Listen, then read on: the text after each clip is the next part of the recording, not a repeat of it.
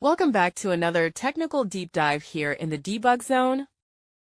Today we're tackling a big question and breaking it down with insights from other users.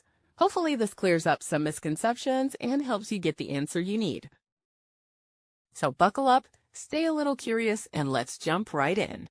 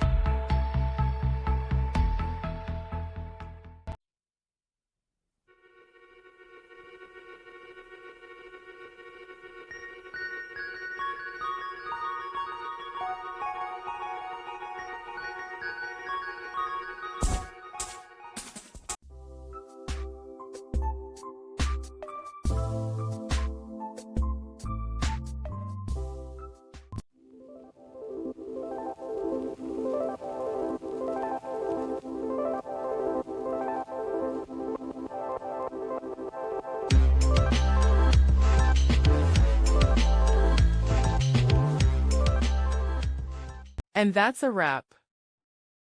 I hope you found the answer you were looking for. If you did, take a second to hit that subscribe button. It really helps out. And let me know in the comments which solution worked best for you.